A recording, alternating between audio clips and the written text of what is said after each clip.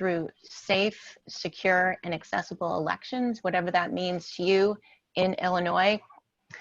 Indivisible Illinois has been pushing on voter registration and engaging others to join us to vote by mail this year in the midst of the global pandemic that we're in.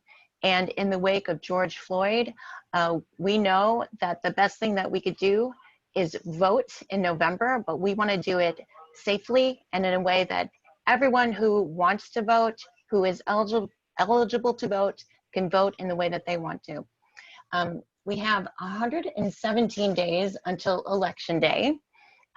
If you want to, you can go to resistancebuttons.com to be inspired by many different buttons. Today we've got Black Lives Matter, we have wash hands, practice social distancing, and vote this dangerous liar out. We've got Indivisible Illinois 9th District, which is a district that I'm from, where my congressperson, Jan Schakowsky, is a great leader for Illinois. We hope and we are working towards the day when we have all progressive districts in all of our 18 districts, including the 6th and the 14th district, which we help to elect Sean Caston and Lauren Underwood in 2018, and we are going to help to get out the vote in those districts again. We are also going to get out the vote for Danny Brzezinski in the 16th district, which is just east of Lauren Underwood's district in the 14th. And we are also very, very excited to back Marie Newman, our nationally and locally endorsed candidate, who's in the 3rd district. And we just need to push her over that finish line in November to get rid of Dan Lipinski. We are also super excited today to hear from our other endorsed candidate in the Illinois 12th district. I would love to introduce you first to our leader, our co-leader for the state of Illinois, for Indivisible Illinois, Scott Cross, who is calling in from Springfield to talk a little bit about what they're up to there. And then we'll move on to hear from Jessica Motsinger from the Illinois Indivisible Metro East area. We'll hear from our candidate, Ray Lenzi. From there, we're going to talk to Rose Colasino about how we're going to win in November. And then lastly, we're very excited to have back Heba Mohammad, who's going to talk about what we're going to do to win in Wisconsin. So first, I will kick it to Scott. Thanks, Lenny. How is everyone doing tonight? Welcome, everyone. If you're just new to Indivisible, we hope that you'll join our family. It's an uncertain times that we live in. I'm calling in tonight from Springfield. You know, we're excited here to be out and making calls and to be showing support for Betsy Dirksen-Londrigan. She's running against Rodney Davis, and Rodney Davis is a Trump enabler. Many people in Southern Illinois are excited to, you know, move on and see that change happen in this election. We're excited to have Ray Lenzi on the call tonight. Excited to have the leaders of Shawnee Indivisible, which would be Nell Battrell and Mary on tonight, and Jessica Motsinger from Indivisible Metro East. The 12th district is a district that, you know, used to be in Democratic hands a while back. And we're also hoping next week that we might have Erica Weaver on for the 15th district. She's running in the district that John Shimkus is retiring, so she'll be running against Mary Miller. But tonight we're excited to have Ray on, and I wanted to welcome everyone to the call. And Jessica Motsinger is an activist. She's a veteran, and she's a leader of Metro East Indivisible. Jessica, take it away.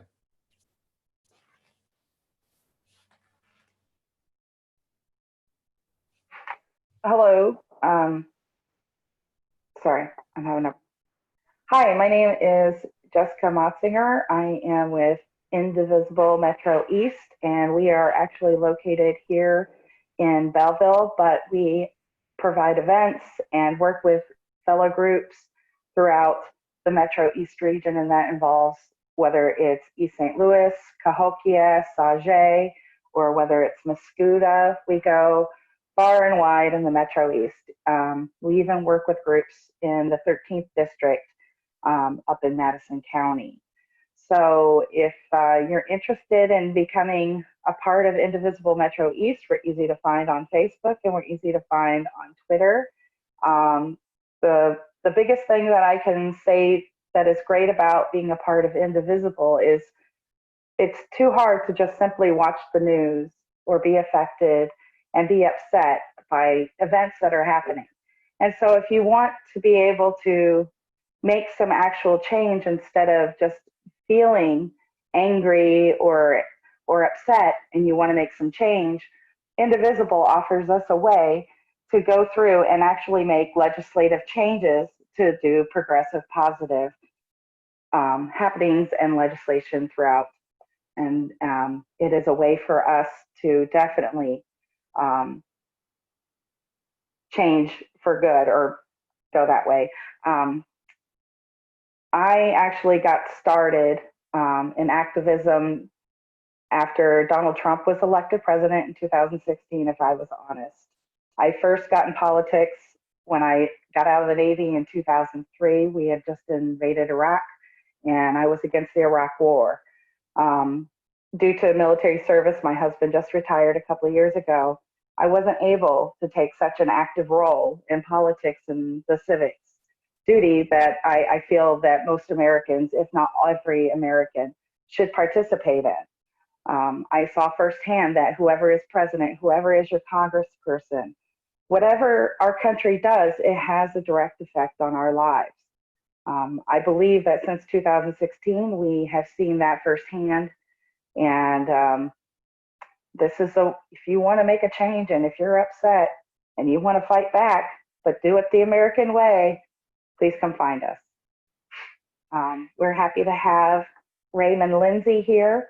He is running for Congress against Mike Boss, who is currently representing the 12th district. He is actually used in commercials where he's screaming and saying, "Let my people go," and "I can't take this anymore." We really need a change because he follows everything that Trump does. And we are really lucky to have a true progressive and a true warrior in Ray Lenzi. From in his 20s, from going after the Vietnam War and making his voice heard through the community and helping in social work and education, he has a resume that is pages long, and we are in dire need of somebody who truly believes in grassroots progressive activism, and I believe he has our back, and I'm so happy he is here with us. Okay, hello, wait, unmute myself, hold on. There, hello Indivisible. First of all, I want to thank particularly some of your members from Metro and also from the Shawnee Indivisible, especially Nell Battrell, who was our volunteer coordinator through the primary and is still helping us out in many ways. And so, first of all, especially I want to say thanks to Nell and Mary, who helped us a lot during the primary. Jessica, you also helped us too, so I appreciate it. We are running a very progressive campaign, especially for this particular district, which, you know, the Cook report rates as R+5. And we're running against a 3-time Republican incumbent, but we think that we can win this race. And I'll start out by just saying why we think we can win this race, because in the last race in 2018, Brendan Kelly lost this district to Mike Boss by 16,000 votes. But as some of you may know, the Green Party has got pretty strong presence here in this district, particularly in Carbondale. But the Green Party got those 8,000 votes, but they're not running anybody in this election. So we think we'll get all of those green votes. That's our goal because of our platform and because there's nobody running on that ticket. So I'm going to start by just talking about sort of what we call our 3 mantras. And our 3 mantras are forward, not backward, very basic. I mean, what's happened in the last 3.5 years has particularly been forward. It's been backward, excuse me. And, you know, history kind of runs in this pulsative way where, you know, you have some forward movement during the Obama years, and then you get the reaction and the pullback, which shocked us all in 2016. But we think that the climate is good now for forward movement again. We're seeing it in the polls. We're seeing it in the streets. And so forward, not backward. I mean, on all the basic issues, which kind of leads to our second mantra. And our second mantra is we the people, we the majority. We think that the majority of the people in the country and in this district are with us on all the major issues like healthcare, where Mike Bost has voted 33 times to repeal the ACA. It would cost 30 million people their health insurance in this country. And it would cost 50,000 people in his own district their health insurance. We've done an econometric projection on that. That's about 3,500 jobs, maybe a $300 million payroll. And so we're going to run strongly against him on the issue of healthcare. The economy and jobs is also a big issue. I have a strong background in economic development. I was a certified economic developer. I started the SIU Research Park, which created a lot of jobs, and also I'm chairman of the board of a nonprofit. I've actually started or been chairman of the board or one of the founders of 4 different nonprofits. So I will campaign on my record as a social entrepreneur, if you will. It's all been nonprofits, but we now also, I'm chair of the board of the largest provider of assisted living in the Southern Illinois region. And so we say, we the people, we the majority, whether it's on healthcare, jobs, also of course, the big issue of alternative energy. I am definitely convinced that we have to get busy very urgently on moving to renewable energy if we're going to meet the Paris Climate Accords and save a livable atmosphere for our grandchildren. And I have 6 grandchildren, so that concerns me very much. And so we the people, we the majority is our second mantra. The third mantra is the times they are a-changin'. It's the old Bob Dylan song, if you will. It's time to retire Mike Bost.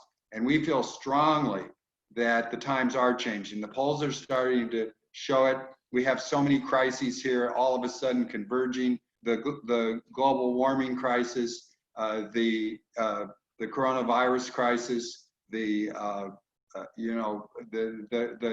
crisis in healthcare, the crisis in the economy with so many jobs lost, and now the racial justice and policing crisis that was triggered by the murder of George Floyd. So we feel all the issues are converging, that this may, in fact, end up being a wave election or even something better than that. That's frankly what we need to some degree to win this district. We need a change of mood. We think that mood is changing. The American people are waking up to certainly the madness of Donald Trump, and he's losing an edge even in the most rural counties in our district. And so that's why we think this district is winnable. We appreciate any support. I will say we are having trouble raising money in this climate. So any help anybody can give us in that respect, please go to lenziforcongress.org. Look at our website. We're running quite an effective and innovative social media campaign, producing lots of videos and in a series called We the People Speak, because that is our slogan, We the People. I recognize that there's no way that some individual wins this race. We can only win this race, and we can only change our country and our history if we all work together, and it is truly a movement.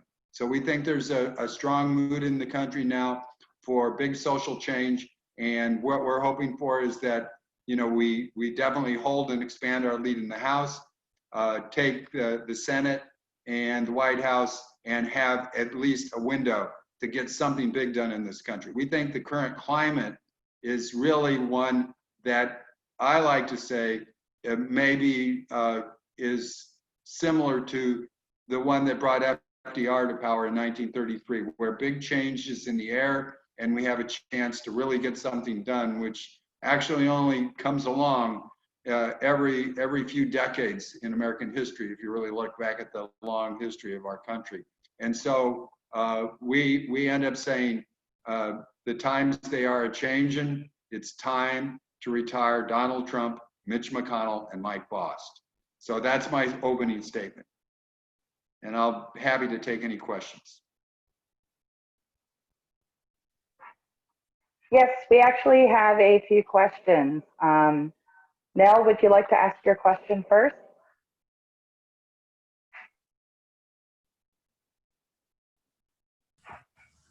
Ray, you pretty much answered my question. I just was wondering what you thought were the major issues in the district, given the, you know, the diversity and, you know, you have so many different areas to concentrate on here in the 12th district.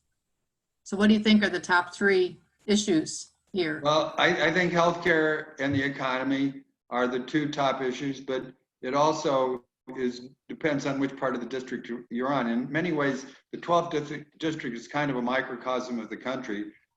You know, it has the whole southern end of it, where I actually sit right now at the moment in Carbondale, with, you know, which is more rural. Jackson County with SIU and Carbondale is the one progressive county in the rural part of the district. But we also have the big metro area. In fact, most of the majority of votes are in St. Clair and Madison County. Over half the Democratic votes, or half the votes entirely, are at that end of the district. And there, the issues can be a little different. Jobs is certainly important, but the other issue, of course, is racial justice, policing justice. We've spent a lot of time both in the primary, and I just got back a few minutes, you know, half hour ago from actually Belleville in this case, but we've campaigned very hard in Belleville and East St. Louis. We were at a march and a rally today in Belleville. I have spoken many, many times in East St. Louis. We have really put a stake down in East St. Louis, because one of the other things that I feel strongly about is if we can take back our government, if we can take the government at all those 3 levels of the White House, Senate, and House and get something done, I feel strongly that jobs projects, education, and healthcare expansion in places like East St. Louis, which is kind of a very stereotypical example, if you will, of the challenges that minority communities are facing in a lot of our urban centers. And so that is especially a big issue at that end of the district. But the other thing I will say, some of you know that I started out as a coal miner. I grew up in a coal mining family, and I worked in the coal mines myself. That's how I paid my way through college. And so I feel strongly that we have a just transition, not only for the minority communities that are more adversely affected by you know, various let's say brownfield projects, but also that we need to make peace between rural and urban America, particularly with the energy workers who really brought us the modern conveniences that come with electricity through coal mines and later, you know, other forms of energy. But we have to change those forms of energy now. But I feel strongly that we should have a just transition also for the coal miners, that where through tax credits, generous tax credits, 50% tax credits for renewable energy, but also 50% tax credits for the next job that a coal miner might be looking for after they may be displaced, because those people have worked hard too. And we need to create a transitional program for the whole country that will incentivize green energy, but also incentivize those energy workers not to feel like they're being hurt, but instead that they're being helped through this transition with fiscal stimulation in federal policy. So those are some of the issues. Okay, thank you very much. We have a few other questions, and if we could probably limit the answers to about 1.5 minutes, 2 minutes, just because we're going a couple minutes over, but you give very well thought out answers and we appreciate it. First question, second, do you support the ADA, and exactly how and what would you do to strengthen it? Well, you know, the ACA, I will explore. ADA, the Americans with Disabilities Act. Oh, yes. I will support the Americans with Disabilities Act. I guess I'm going to have to look to you. I don't really have a prepared answer on that question for what might be the elements that we could add to strengthen it. Please educate me right now. Well, we're starting to ask our candidates about this question because it's the 30th anniversary, and we still face employment and just accessibility, and again, the healthcare, which we are addressing, and we know we have a great ally in you, but we want to start pushing for, as disabled people, we want to start pushing these questions for candidates. But yes, sir, we know we have a great ally in you. Next question that we have is, how will you fight to make sure the economic recovery is equitable and sustainable? Well, first of all, I'm a proponent of modern monetary theory. So I think that between the Federal Reserve and the federal government, we have great power to do big things in the economy. And in fact, we're seeing some of that right now in the coronavirus crisis. The federal government has shown that when big industries and banks like the airline industry, banks and so forth are hurting, that, you know, we've spent about $3 trillion in the last 3 months on emergency spending. And so I think that a big program of economic development, and I grew up on hearing about and knowing about from my parents about Franklin Roosevelt and the big changes that happened in the 1930s when we got the first minimum wage. And we need to raise the minimum wage, obviously, to improve the economic situation. We also got Social Security during that era. We also got the first full legalization of labor unions. The labor laws need to be strengthened, all of those things. And we also need to add to that, you know, innovative elements that address some of the big issues in terms of putting more money in education, in healthcare, particularly for low income and minority communities. But I think we may also need, in fact, we're proposing something we call the CCC, Civilian Conservation Corps City Country Coalition, which would be jobs programs that are for the unemployed and especially young people who in many parts of this district, both urban and rural, do not have many opportunities for jobs. So strong fiscal stimulation and all of those elements that I mentioned.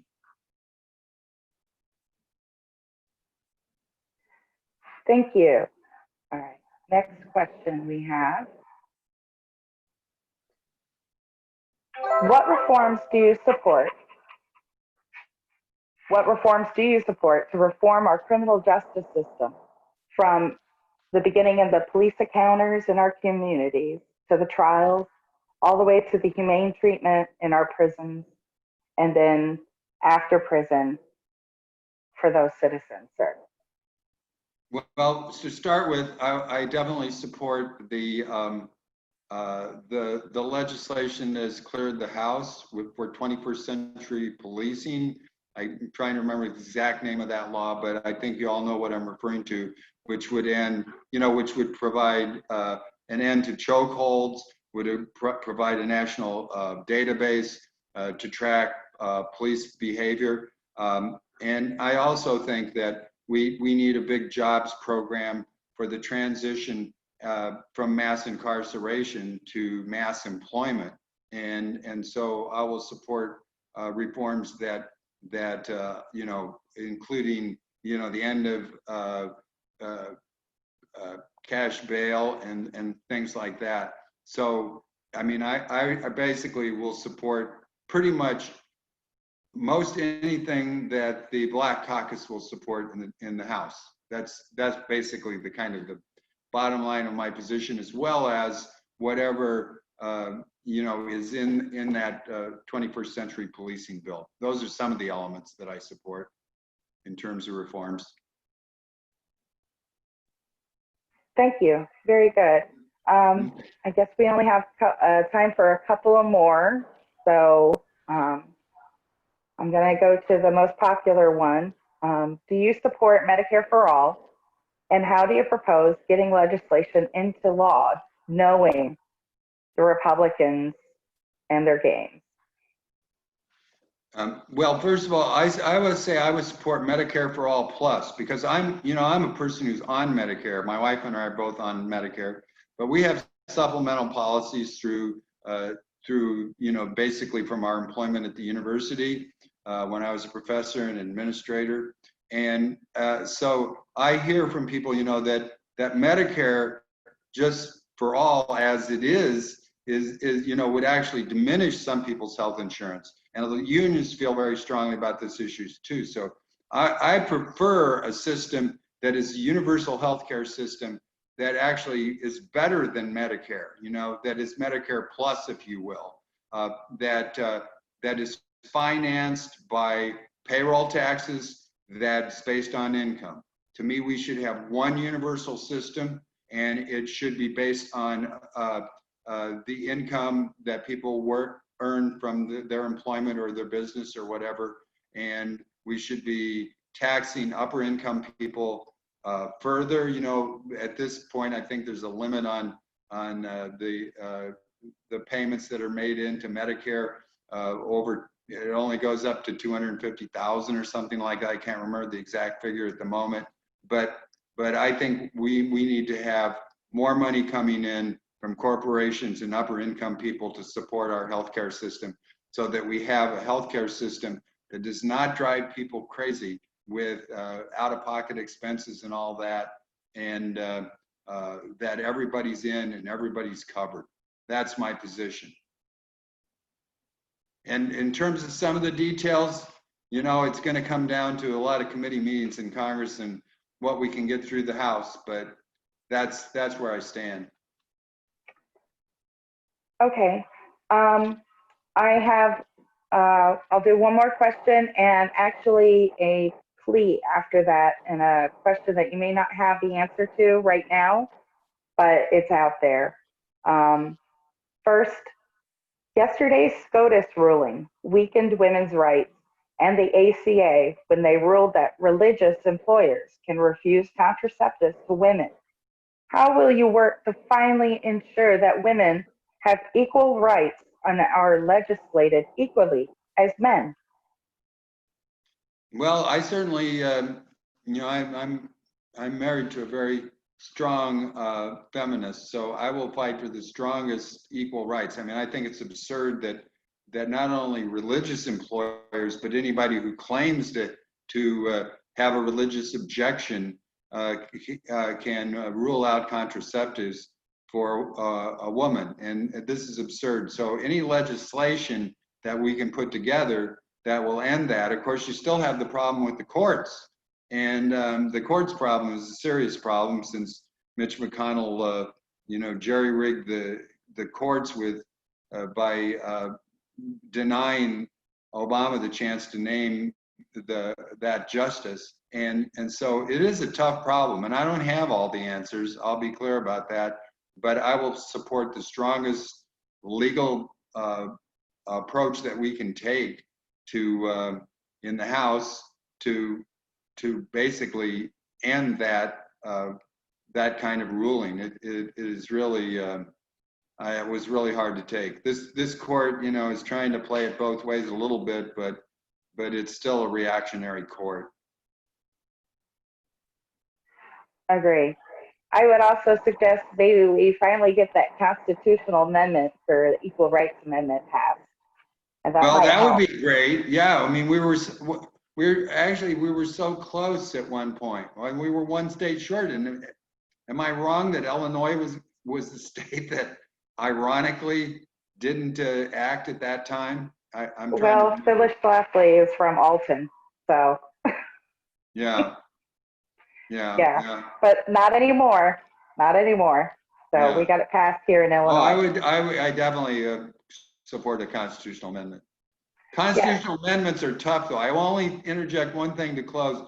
We have a real problem in this country in that the Senate is not a democratic institution. It was created in part to restrict any attempts to end slavery. And right now we have 2/3 of the senators roughly elected by 1/3 of the voters, and 2/3 of the voters get 1/3 of the senators. The Senate has become a steep climb. That's another constitutional amendment I would support, but that would be a tough climb to get 3/4 of the states to approve that one. Yes, sir. Those are the best fights to have, though. We did have just one. I know we don't have time for a question, but as you close out, just know that we had a member say that our disability system is so very broken, and they're asking that you could try and think about ways to repair the SSI and SSDI system. It could take over a decade sometimes, so someone not working before they qualify through appeals. So just on the sideline, and I will forward the questions to you, sir, that we did not get to. But thank you so very, very much for joining us. And I really appreciate your well thought out answers and giving us your best tonight. We really appreciate it. And again, Indivisible Metro East here up in next to Belleville, St. Clair County, Edwardsville, and our sister group down in Indivisible Shawnee. If you're near Carbondale or anywhere else, please look us up. We're easy to find, and we welcome you. Thank you. Thank you, Jessica, and thank you all.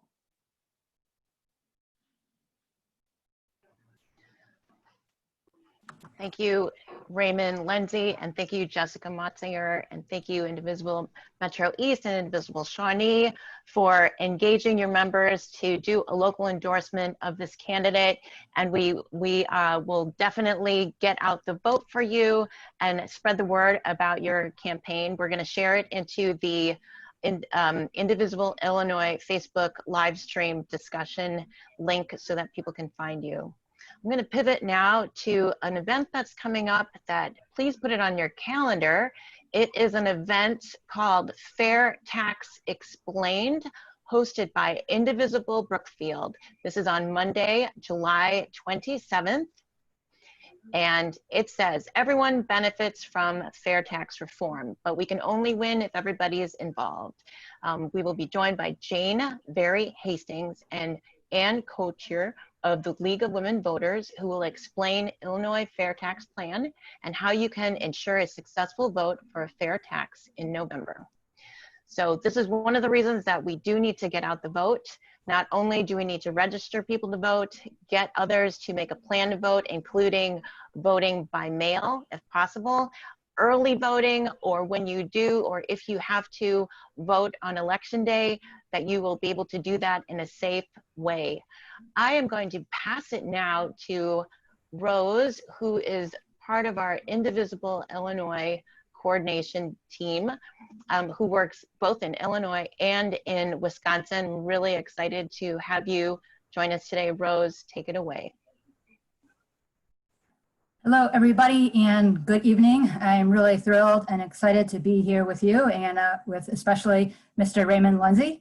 I look forward to helping you through vote by mail get into office, along with all the Indivisible colleagues across the state. So just a little background for you. Indivisible Illinois has been engaged with election security and voters' rights since 2016, and we had been pushing for quite a long time hand-marked paper ballots, voting on election day, and better audits. However, with the pandemic, we did have to pivot, and we have pivoted to vote by mail, which is endorsed by some excellent organizations such as the Brennan Center for Justice, Public Citizen, Verified Voting. So I am going to jump in right now and share my screen, something that I have done many times, but premiere for IL12 and this Facebook live stream. And there's my document. Okay, I'm hoping that you can all see that, all right. And let me just explain to you that our goal is really to expand the electorate. And we feel that we can do that by getting more applications to vote by mail in people's hands. I'm gonna go with what Lenny said and change this to 117. That'll give us a little more time to operate. And explain again that the goal, as Lenny stated, and I want to reinforce, is to ensure that voting is safe, voting is secure, and that all voters have access to the ballot box. We have a really catchy tagline, which I hope you'll take advantage of, and it's a hashtag virus-free voting that you'll see.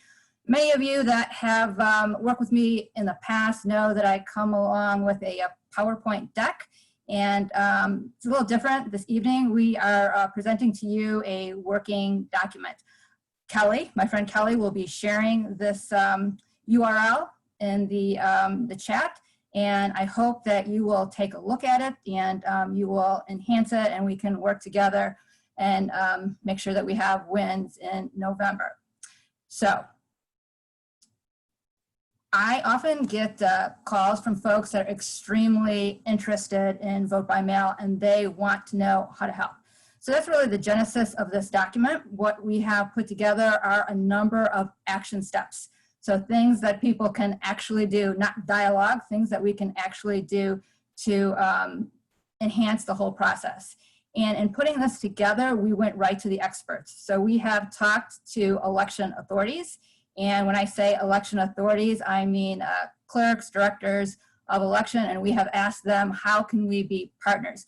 As many of you know, it was back in May, I believe, that Governor Pritzker signed legislation SB 1863 into law. And we are now partnering with the election authorities in order to implement this. As a lot of you saw in Wisconsin and in Georgia, Kentucky, and other places, this is a new phenomenon for voters in America. So we want to try to make sure it goes as smoothly as possible. And we feel that by partnering with election authorities, that's how we can get it done. So what have they asked us to do? It's really quite simple. And I have some straightforward asks for you. These asks will build as we get closer to November. But if you could just do these two things, I think we're set. I have a number of action steps for you, but just these two things. If you haven't already, we ask you to go ahead and apply for your vote by mail application tonight, tomorrow morning, as soon as you can. Because as you can all imagine, our hardworking election authorities, it's going to be a lot easier for them to receive these applications in the front end. And if you need a little help with that, these links are all going to be available to you. You can find your jurisdiction through this link, and don't be embarrassed if you don't know what your jurisdiction is. That's going to be available to you through this link. So no problem, you can find out what your jurisdiction is through this document. We have also, this is really the second major ask. We have been asked by the election authorities to use social media. I thought perhaps they would be giving us call lists, so on and so forth, but no, they are asking us, and I think it's straightforward and something that we can all accomplish. And if you're not a whiz on social media, that's okay. Email works too. But what is suggested to us is that we use Twitter, Facebook. That's really my so-called expertise, and we are trying to build our expertise in Instagram, although we have cut a TikTok video, so kind of excited about that. And if you do happen to have video skills, that's definitely what gets the attention of other voters. And I do want to add to that a little bit. Election authorities, we also have a huge problem, I shouldn't say problem, but a situation with all of us being, or many of us being transient. So the election authorities have asked us to contact the ISB, Illinois State Board of Elections, to let them know if our addresses have changed, to make sure that those applications get to us. So why are we doing this? It's a very good question. Hopefully I can answer you right here. So we want to avoid those horrible long lines that we saw in Wisconsin. And although nothing's been proven, we know that approximately 71 people did come down with COVID. Those 71 people either voted in Wisconsin or were poll workers. Unfortunately, in Illinois, March 17th, we did lose a voter. A voter did pass away. So we feel that, at least me personally, and I think perhaps many of you, that this virus is not going to go away anytime soon. And the best way we can go forward is to vote at the polls. Most definitely, there are folks such as people with disabilities, people with language issues, and other I should say, not other, but disenfranchised folks that prefer to go to the polls. The more of us that are privileged and can go ahead and, I should say, online request their vote by mail ballot, I suggest that you do so and free up the polls to the people that need them. So I have a number of action steps here. I'm actually out of time. And we have, I'm just going to scroll down, we have action steps for posting Facebook, we have tweets, and we just have a number of actions trying to make it as easy as possible for you. We also have we have some graphs that you can't see because I scrolled too quickly, that images that you could repost if you want to be creative with your tweets and your Facebook. And I just suggest that you take a look at this document and we move forward together. I am now going to take this opportunity to introduce Heba Mohammad. And Heba Mohammad has been doing an outstanding job for us. We are lucky to have her. She is the coordinator for out-of-state volunteers from Illinois. I've also had the opportunity to introduce her to volunteers from New York as well as California. All eyes are on Wisconsin right now. As many of you might very well be aware, really the White House goes through Wisconsin. So we are confident that we can win. And I just have to really applaud Heba because she has trained us. She has trained us on their bridge building phone banks. And I encourage you all to take part. A little bit more about Heba before I turn it over to her. So her past experience includes working with the Arab American Institute. She understands what it's like to be a candidate. She was also a candidate for the Green Bay City Council. And she worked at AmeriCorps, providing support to alleviate and eradicate conditions of poverty. So without further ado, I am going to turn it over to Heba. Thank you so much, Rose. As always, so happy to be here and very thankful for the regular invitation to join your group today. Before I get started on Wisconsin, I just want to compliment the document that you've put together in this toolkit to really help voters in Illinois promote safer voting. I think that's wonderful, and I hope that everyone watching this live stream and folks who see it later use it and share it with their friends, because I think this is an important mission for every single state as we are heading into the elections, Wisconsin included.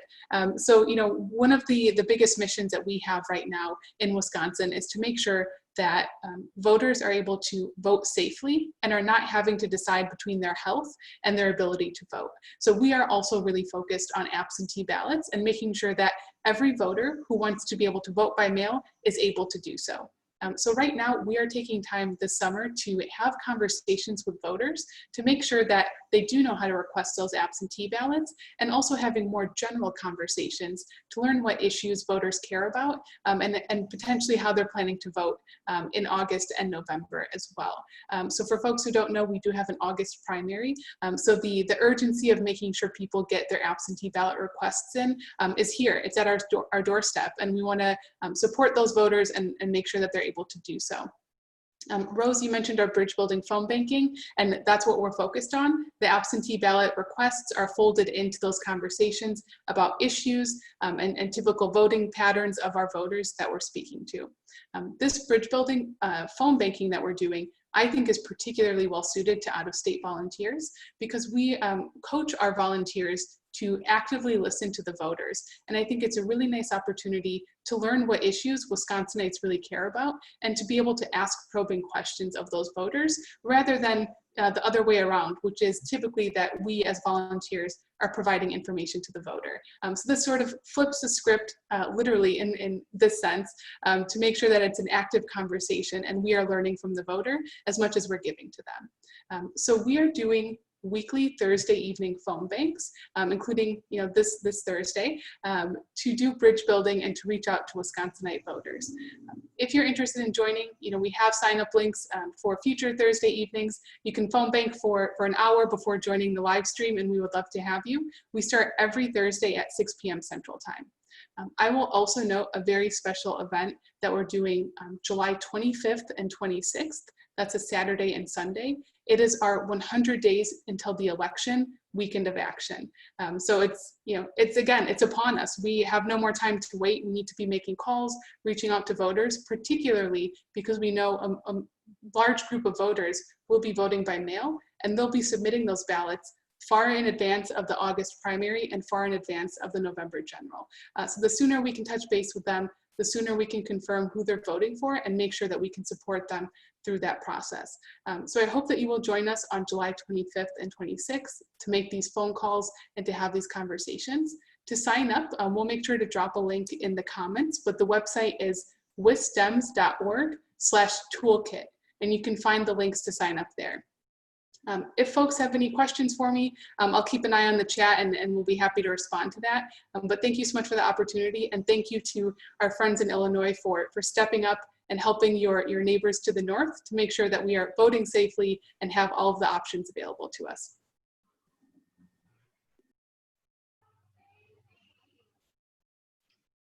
Thank you, Heba. I do have one question for you, maybe for you or Rose. Today in our Indivisible IL9 morning call, we were reflecting on the voter hotline that some of us might have participated in, and we're also thinking along the lines of our own elections here in Illinois as well as Wisconsin. We are pushing so many people to. I myself applied for my vote by mail ballot today. But it could be that, I get it and then I pass the deadline. I still have the ballot in my home. I haven't returned it yet. I have all these questions. Am I going to be able to vote? I think that a lot of people are going to have questions later on. Maybe Rose can speak to maybe how you handled those questions. We had a couple Wisconsin, the primary for Wisconsin. Maybe you can speak a little bit on that, or Heba. I can take a stab at it and then turn it over to Heba, if that's okay. Yes, actually, I am in the process of launching an email, Lenny, probably after this engagement about chasing. So we want to take things step by step. I don't want to overwhelm people. I think people are overwhelmed with all the issues that we need to work on right now. And chasing the application and chasing the ballot are going to be part of the process. Now, if we remember way back when Indivisible Illinois was really pushing and promoting a ballot in everyone's mailbox. In fact, when this particular expanded vote by mail legislation law expires in January, that's most definitely something we're still going to do. But we are going to make good with what we have, and that's going to be chasing the application and chasing the ballot. There's some programs out there, 6 Dems. They have a Commit to Vote program that will help us do just that.